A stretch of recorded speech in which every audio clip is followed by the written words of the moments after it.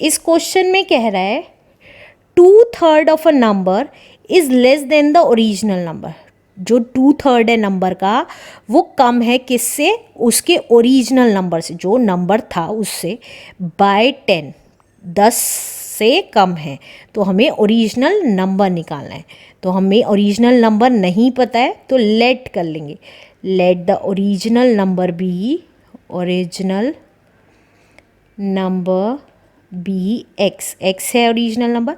अब वो कह रहा है 2/3 ऑफ अ नंबर जो है वो कम है, कम मतलब माइनस करके उसके ओरिजिनल नंबर में, क्योंकि 2/3 नंबर अपने ओरिजिनल नंबर से कम है तो हम उसके ओरिजिनल नंबर में से 2/3 नंबर माइनस कर देंगे। कितना कम है? 10 से कम है। अब x की वैल्यू निकाल देंगे। तो देखिए x के नीचे कुछ नहीं है तो 1 लिख लिया। अब एलसीएम लिया, 3 1 ज़ा 3, क्योंकि कुछ भी कॉमन नहीं था 1 और 3 में तो डायरेक्टली मल्टीप्लाई करके लिख दिया। अब जब हम डायरेक्टली मल्टीप्लाई करते हैं तो इसकी मल्टीप्लाई इसके साथ और इसकी मल्टीप्लाई इसके साथ, तो 3 की मल्टीप्लाई x के साथ माइनस 1 की मल्टीप्लाई 2x के साथ इक्वल्स टू 10। अब देखिए नीचे होल के नीचे डिवाइड है तो ये 3 इधर चला जाएगा और मल्टीप्लाई हो जाएगा तो ये 3 इधर ले गए, राइट। तो ये कितना आ गया? 3 into X is 3x minus 2x 1 is 2x equals to 10 into 3। तो ये कितना आ गया? 3x में से 2x गया, क्योंकि एक प्लस की एक माइनस की वैल्यू है, आपस में सब्ट्रैक्ट हो गई, साइन बड़ी वाली वैल्यू का लग गया, इक्वल्स टू 10 3 ज़ा 30। तो हमारा करेक्ट आंसर कौन सा आ गया? A part is our correct answer. Let's do next question now. इस क्वेश्चन में कह रहा है दो कॉम्प्लीमेंट्री एंगल्स डिफर हैं एक दूसरे से 10 डिग्री से, तो हमें लार्जर एंगल निकालना है। तो मतलब दो एंगल्स में डिफरेंस है 10 डिग्री का। अगर एक x है तो दूसरा उसमें से 10 डिग्री कम है। तो अगर हमारा first angle complementary angle x है तो सेकंड एंगल कितना हो जाएगा? इसमें से 10 डिग्री माइनस कर देंगे, 10 डिग्री कम है। अब हमें पता है दोनों एंगल का सम, दोनों कॉम्प्लीमेंट्री एंगल का सम हमारा 90 डिग्री होता है। कॉम्प्लीमेंट्री एंगल का सम 90 डिग्री होता है, वही किया है। अब ब्रैकेट ओपन कर देंगे, x plus x minus 10 equals to 90 degree. ये क्यों किया है? देखिए यहाँ प्लस था तो इन दोनों के साइन चेंज नहीं होंगे, तो x प्लस एक्स 2x हो गया और 90 डिग्री अपनी जगह और 10 उधर जाके प्लस का हो गया। तो 2x कितना आ गया? 100 डिग्री आ गया और x कितना आ गया? 100 डिग्री अपनी जगह और 2 डिवाइड में आ गया। अब 2 1 ज़ा 2, 2 5 ज़ा 10 एंड 0, तो x कितना आ गया हमारा? 50 degree, degree that is 40 degree, right. तो हमारे को लार्जर एंगल बताना है इन दोनों में से, तो 50 डिग्री लार्जर है, तो our B part is our correct answer. Let's do next question now. इस क्वेश्चन में कह रहा है दो सप्लीमेंट्री एंगल डिफर हैं बाय 20 डिग्री और हमें स्मॉलर एंगल निकालना है। तो फर्स्ट सप्लीमेंट्री एंगल कितने डिग्री का हो जाएगा? First supplementary angle, first supplementary angle अगर हम x डिग्री का मानते हैं तो दोनों एंगल में 20 डिग्री का फर्क था, तो सेकंड सप्लीमेंट्री एंगल कितने डिग्री का हो गया? Angle is equals to x में से हम 20 डिग्री माइनस कर देंगे, राइट। तो अब हमें पता है सप्लीमेंट्री के दोनों एंगल्स का सम 180 डिग्री होता है, तो x degree plus x degree minus 20 degree हमारा 180 डिग्री के इक्वल है, राइट। तो x degree plus x degree is 2x degree equals to 180 degree as it is और 20 इधर जाके प्लस का हो गया, तो 2x डिग्री कितना आ गया? 200 डिग्री। तो x डिग्री कितना आ गया? 200 अपनी जगह रहा और 2 डिवाइड में आ गया, राइट।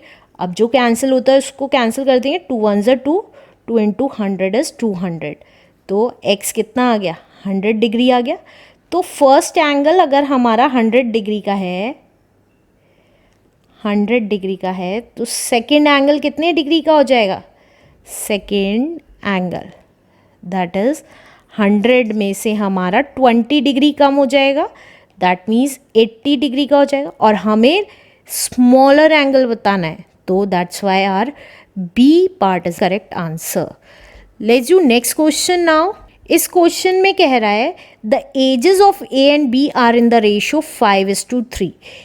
ए और बी की एज 5:3 के रेशियो में है।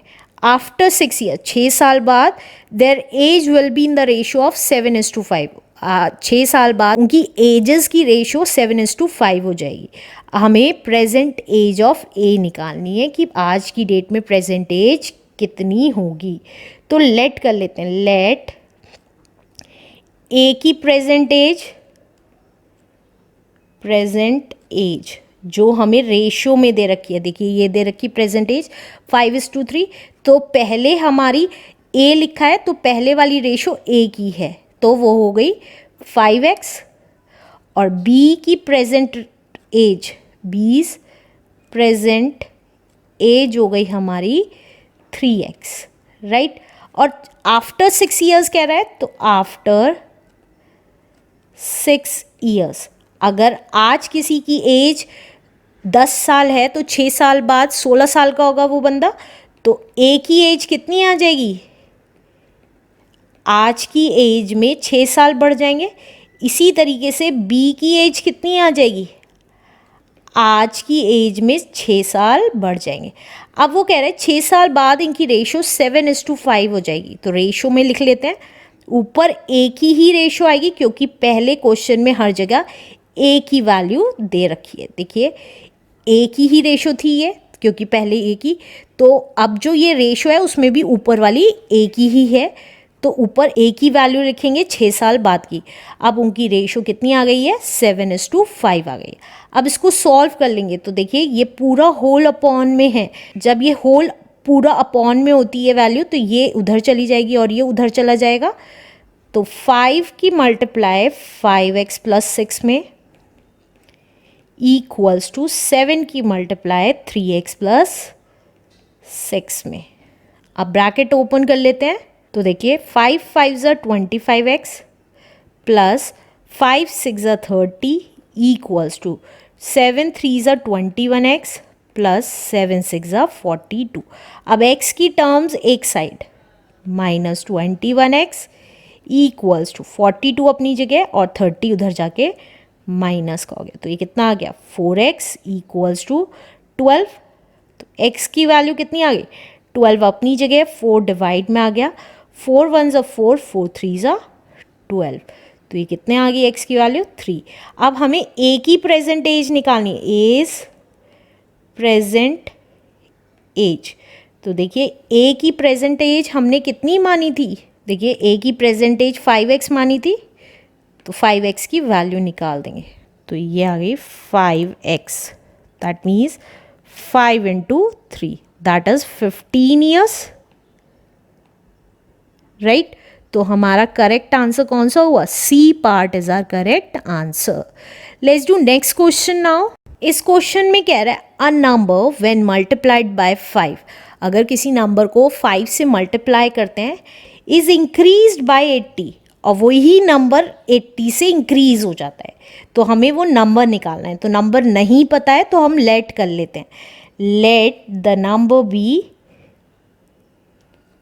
x, x वो नंबर है। अब फिर से देखिए a number when multiplied by 5, a number when multiplied by 5 is, वही नंबर इंक्रीज हो जाता है 80 से, इंक्रीज मतलब प्लस, वही नंबर इंक्रीज हो जाता है 80 से, राइट। अब इसको सॉल्व कर लेंगे। अब 5 × x is 5x equals to x + 80। अब x की टर्म्स एक साइड आ जाएंगी तो -x इक्वल्स टू 80। अब एक वैल्यू प्लस की है और एक वैल्यू माइनस की है, आपस में सब्ट्रैक्ट हो गई और साइन बड़ी वाली वैल्यू का लग गया 80, तो x कितना आ गया? 80 अपनी जगह और 4 डिवाइड में आ गया, 4 1 ज़ा 4, 4 2 ज़ा 8 एंड 0। x की वैल्यू कितनी आ गई? 20, तो our B part is our correct answer. Let's do next question now. इस क्वेश्चन में कह रहा है the length of a rectangle is 3 times its width. जो लेंथ है रेक्टेंगल की वो 3 टाइम्स है उसकी विड्थ का, and its perimeter is 96 metre, और उसका पेरीमीटर 96 मीटर है। फाइंड द लेंथ इज, तो उसकी लेंथ क्या होगी। तो वो लेंथ कह रहा है कि लेंथ विड्थ का 3 टाइम्स है, तो विड्थ पता चल जाए तो हमें लेंथ पता चल जाएगा। तो लेट कर लेते हैं, let the width be, width को ब्रेथ भी बोलते हैं याद रखिएगा, विड्थ बी एक्स। अगर एक्स विड्थ है तो लेंथ पता चल जाएगी हमें, लेंथ कितनी आ जाएगी, लेंथ है 3 times of width. 3 times of width का मतलब है 3 into x, that is 3x आ गई। अब हमें पेरीमीटर दे रखा है, तो पेरीमीटर का फॉर्मूला क्या होता है, रेक्टेंगल का twice length plus breadth. Rectangle कैसे पता चला, क्योंकि यहाँ पे रेक्टेंगल स्पेसिफाई किया हुआ है, राइट। अब पेरीमीटर हमें 96 मीटर दे रखा है, 2 एज इट इज़, और लेंथ हमारी 3x आई थी, और ब्रेथ हमारी जैसे विड्थ का था वो x थी। तो ये कितना आ जाएगा, 96 as it is, 2 as it is, और दोनों 3x और x की वैल्यूज़ हैं आपस में ऐड हो गई, और 96 एज इट इज़ और 2 4 8x होता है, तो x की वैल्यू कितनी आ गई, 96 और 8 अपॉन में आ गया। तो हमारा 8 1 8, 8 1 8, 8 2 16, तो x की वैल्यू 12 आ गई, राइट। तो लेंथ यहाँ लिख रही हूँ, ब्रेथ आ गई हमारी 12 मीटर, और लेंथ कितनी आ जाएगी हमारी, ब्रेथ का 3 टाइम्स थी, तो 3 इंटू 12, दैट इज 36 मीटर। तो that's why our C part is our correct answer.